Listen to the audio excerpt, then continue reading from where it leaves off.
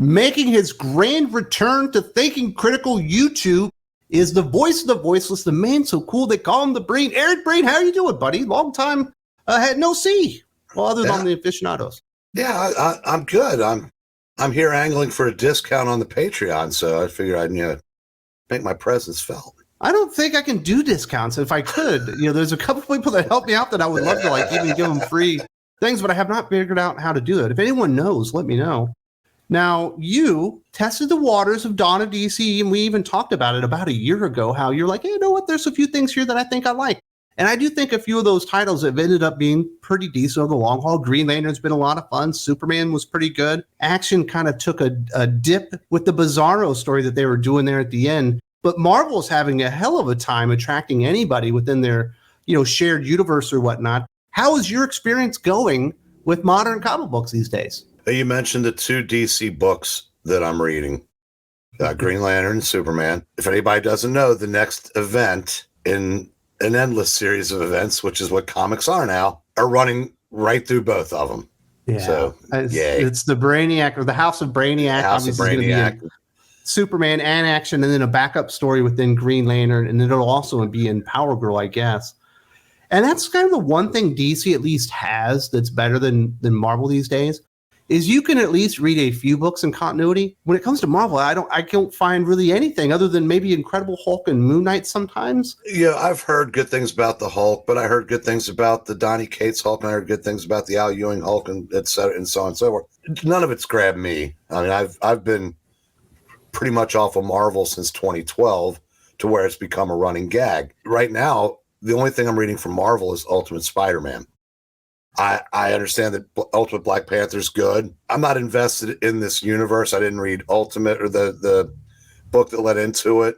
I am just interested in what they're doing in Ultimate Spider-Man because that's the book that gives us what Marvel 616 just absolutely refuses to do. Now, as somebody that had a comic book collection that was 50,000 strong, I mean, that's a lot of comic books. You were absolutely invested in the Marvel universe and the DC universe.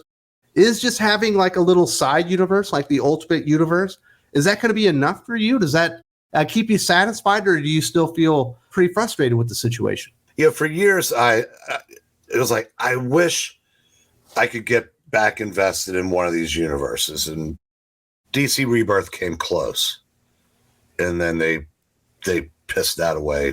Marvel's never going to come back to that point. I mean, short of gutting the company and starting over, anything that I would get from Marvel that would interest me would be just like sheer luck, like the Ultimate Spider-Man. That's been very enjoyable.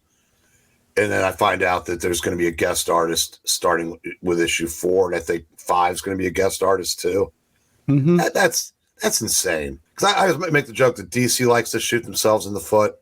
Well, Marvel must have borrowed their gun. On top of that, you only have them signed for a year. Yeah, that's all the word I'm getting behind the scenes. Everything is real short term right now. The only person I know that's like signed long term on anything that's kind of successful really is Jim Zub on Conan the Barbarian, obviously from Titan Comics. While that's an awesome book, and I do think people really enjoy that, I don't think that's enough to get people back in the store. I think that's the problem. Even with Energon popping off right now with Transformers and G.I. Joe and really getting that set up, it does feel like there's this enormous void that's lacking whether you just can't get into the Marvel 616. And if you get into the DC Comics universe, you kind of just got to skip or pretend the Batman stuff isn't happening right now. If you're going to try to get people back in the stores, you say Conan's not enough. One of the reasons is because a good chunk of that audience has been driven out. I mean, the big two spent the better part of 10 years, I hate to be cliche, but turning a boys brand into a girls brand. Some of those readers that would love a good Conan are so far out of it, they're not even getting information on things. I mean, who's going to tell them that there's a great new Conan book to get? Because their friend that was into comics, they probably got driven out too. So you go in there and you find it, by chance, and then you look around and you go, okay, that's great, but most of this other stuff looks like I'm scrolling Tumblr, and yeah. There's not a whole lot to get invested in. And then you might forget to go to the shop the week that it comes out, and you go, well, that was the only thing I was getting anyway. So that's an uphill climb for anybody that's even remotely interested in getting fans back, which at least at Image, guys, at Kirkman seems to want to bring fans back. I think Jeff Johns with Ghost Machine is trying to bring fans back, but it's hard to do when the anchors of the industry don't want those people, and they're very upfront about it. Yeah, it does seem like they try to drive everybody off. I guess the rumor now, well, this is what Heidi McDonald said in an article she recently did on Publishers Weekly, is that the mainstay audience for Marvel and DC like died off. And it was like, really? Because it doesn't feel like I'm very dead right here. I think most of them really just decided to walk away. Why didn't anybody tell me I was dead? Yeah, you didn't know. It's a strange thing to just assume people stopped reading comic books because they died, rather than looking at the material that you're actually producing, which quite frankly isn't very good. You know, we do have Ghost Machine coming from obviously Jeff Johns with some really great creators. We've got Gary Frank in there. We've got Jason Fabok in there. We got Peter J. Tomasi, Ivan Reis, lots of really talented people associated with this Ghost Machine imprint. You know, I think Rook looks really cool. The red coat guy looks pretty neat. I'm already in on Geiger. You know, the Ivan Reis horror imprint thing that they're doing looks pretty cool to me. But is Ghost Machine enough to replace what Marvel and DC were? Is it enough to bring people like an Eric Breen, who apparently died off, or someone like a Doc, who's fully invested in the Marvel universe, to actually come back to the store? I just don't see that happening. Well, were I still alive, the short answer is unfortunately no. It's a nice start, but again, you know the phrase "rising tide lifts all boats." When Marvel and DC were producing their best output, I was buying more indies than I ever was.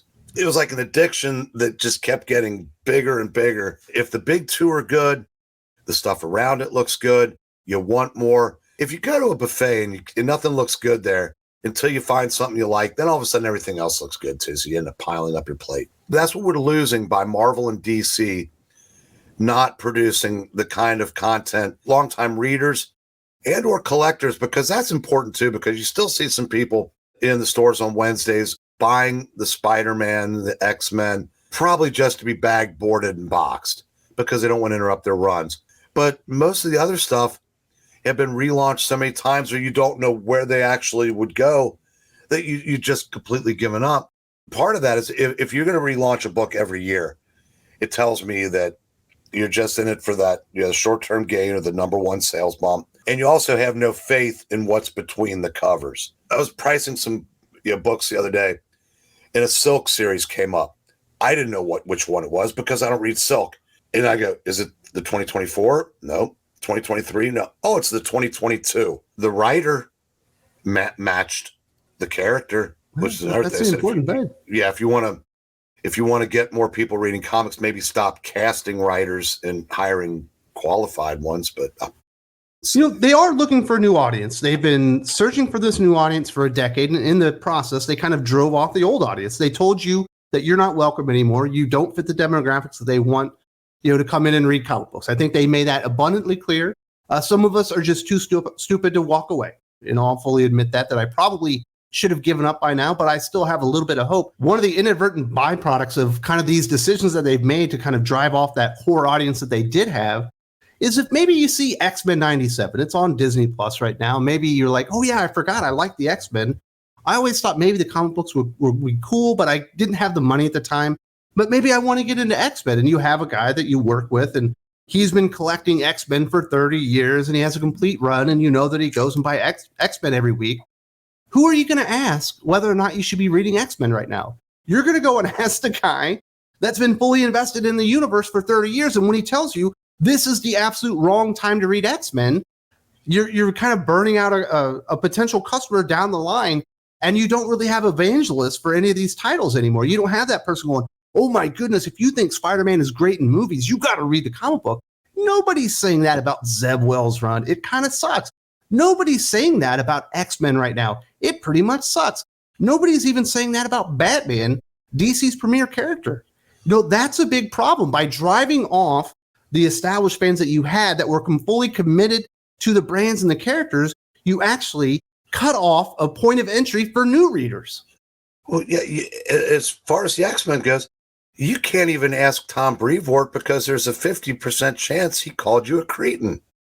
Well, we are terrible people. Well, I realize that, and I said he's just doing his part, trying to get the few of us hanger-ons, those of us those of you that haven't died yet, since I was told I have. And you're right, I said, well, and you brought Spider-Man, and I know we've talked about this before. Nick Spencer undoes something that fans have hated for years, and he's about to undo something else, maybe put the marriage back together. He leaves, and from that point forward, that entire book has been about spite, whether it's paying him back or sticking it to his fans. The entire Zeb Wells run has been trash. And it's crazy. Do you think they're creating the series out of spite? Because I can see it. I do. I don't want to believe it. I absolutely do, because why would you? For years, we couldn't get the marriage back together because Joe Quesada wouldn't allow it. He's gone, is he not? Yes, he is. For some reason, Peter and Mary Jane being married, that's for the fans we don't want, which is why I'm kind of surprised that Ultimate Spider-Man even got greenlit. With each month, it's like, okay, when's the other shoe going to drop? Because I don't even put that past Marvel, because whether they're getting, ESG money out the wazoo, when you keep making decisions that cost yourself sales, you're not going to do what fans want. So if you tease them, I could absolutely see them saying, oh, you like this? Charlie Brown, football, here comes Lucy. Well, it's not just a Marvel thing. You think about Batman. Batman is the biggest selling character in all of comic books. There are a couple better selling titles right now. I think Transformers is selling better. Certainly Ultimate Spider-Man is. But he's the mainstay. Even sells better than Amazing Spider-Man typically. Yeah. Even when Batman isn't doing well, he's still doing better than basically every other character out there. And they've done everything they can to basically just cut the balls off of this character. He became infatuated with Catwoman, got left at the altar, became a sad sack piece of shit. They took his money. They killed his father. They took his entire family. And it feels like the last 4 or 5 years have been nothing but them removing anything you ever liked about the Batman character, other than calling him Batman, having the name Bruce Wayne, and wearing the uniform. Everything else they've just kind of taken away from him.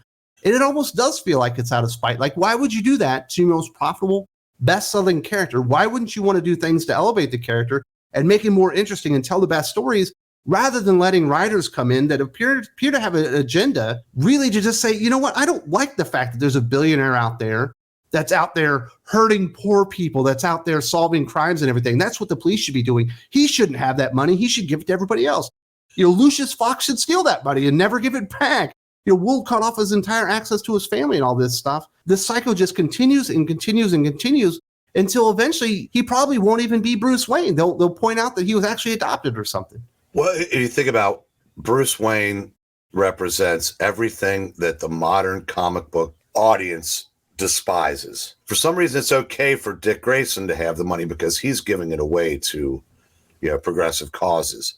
So that's okay because that's Tom Taylor's dream. I'm sure there's people at DC that would love to kill Bruce Wayne off once and for all. But there's those pesky movie franchises that make billions, and he is their best-selling character. Now he's their best-selling character in spite of themselves. What's left of this hobby, the Batman title and Amazing Spider-Man, are always going to be at the top. But they're at the top now in 5 figures some months. That should never have happened. I mean, you should be embarrassed by 100,000. In some months, it doesn't even get to that. I don't think they've been touching 100,000 in quite some time, just with the regular ongoing series. It certainly appears that Transformers is doing that, and it certainly appears that Ultimate Spider-Man might be doing upwards at least 150, although it is very early on in that run. Now, you've mentioned that you like the Ultimate Spider-Man because it's giving you a version of Peter Parker that you like, that you've wanted, and it's been a very good series. It's well illustrated, well written. We are getting an Ultimate style universe from DC Comics. It won't be called Ultimate DC or anything like that. It'll have its own name, but fronted with Scott Snyder on a new version of Batman, Jason Aaron on a new version of Superman, and then Al Ewing on a new version of Wonder Woman, as I've been told. But these aren't going to be versions of the characters that you always wanted. Well, maybe you and I have never wanted. Maybe some people do want a version of Bruce Wayne that didn't grow up with money. Maybe some people do want a version of Superman that arrives on Earth when he's like 19 or 20 and doesn't have that sense of humanity given to him by the Kents, so he feels like a complete outcast. Maybe people do want a Wonder Woman that is more like Indiana Jones than Wonder Woman.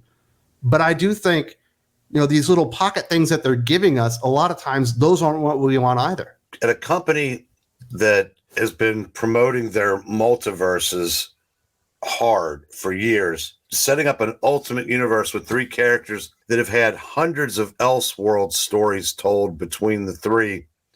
What are you really getting here? Other than the old joke that if you want to see what DC is going to do, just look at what Marvel did 10 years ago. That's kind of what it feels like to me. I don't see this being successful. It's not going to be like the runaway success that the original Marvel Ultimates line was, although that came at a time when the regular Marvel universe was terrible. So that's, it was a good time for that. And you maybe say the same thing about the DC universe. But again, if you can't get people in any larger numbers for the big 3 now, what are different presentations of them going to do for that same audience? Because like I said, the curiosity seekers, most of them are gone now too. They really do need to make shared functional universes. I think that's why people like yourself and Doc, or even myself, really buy into Marvel or DC. You get into just the X-Men portion of the universe at Marvel, or just Spider-Man, or maybe even Avengers.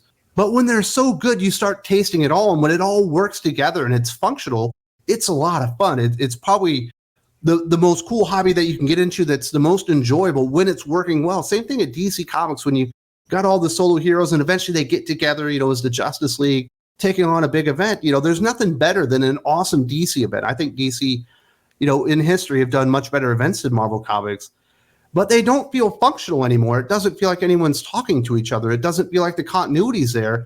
It feels like it's 100 people going in 100 different directions going, well, I wonder why people aren't interested anymore. Oh, they just died off. No. It's because you stopped writing good stories. You stop caring about the continuity. You stop caring that you were all pulling in the same direction, and you kind of just all lost your way at the same time. I'm going to go back to events, and I agree with you for the most part that DC does do better events.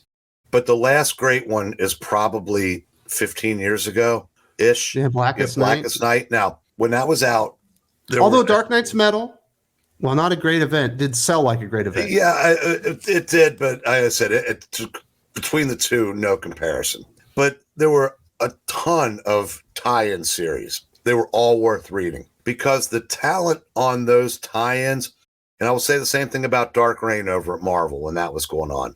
I was invested in almost all of those miniseries because the talent on those disposable 3-issue series is better than anybody working the main books now. This industry has lost so much of its talent through either attrition or unwilling to pay to keep them.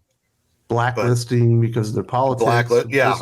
Beliefs, yeah. Yeah, so when your top writer says he would rather let the industry die than work with conservatives, and he's flat out says, I will never work with one again. What a great message that sends to half your audience. So is that what would have to change for you to actually come back and fully invest? It can't be a reboot. You can't just throw some new logos on X-Men. You can't just say, oh, it's ASM #1 with the new writer. It can't be like, well, we're going to do an event that's going to kick off a new era at DC Comics. It has to be a return of good creators to Marvel and DC, people that you actually trust before you're willing to go out there and fully invest in one of these universes. You fire everybody across the board at both companies and then only hire back the people that you can hire back on merit. Give Marvel the Bobby Ewing waking up in the shower. Give DC the Suzanne Plachette waking up in Bob Newhart's bed at the end of the second Newhart show. Let's just start over. There's some great indie stuff and some stuff I'm looking forward to, but at least for me, and I'm always speaking for myself, I would trade it all to have Marvel and DC be great comic universes again. It does feel like that. And I do want to say thank you very much to Eric Breen for joining me today. And if you would like more great conversations and coverage of comic books, you got to go over to the Thinking Critical Patreon. Got a lot of great stuff there. 8 hours of brand new podcasts every single week. 32 hours of podcasts every single month with your favorite guests like Doc, Aaron Sparrow, Jim from Weird Science, 32 Flavors, and Nick Weiser. Perhaps we'll get something with Breen on in the not too distant future because I would love to have him as a recurring guest on the Patreon as well.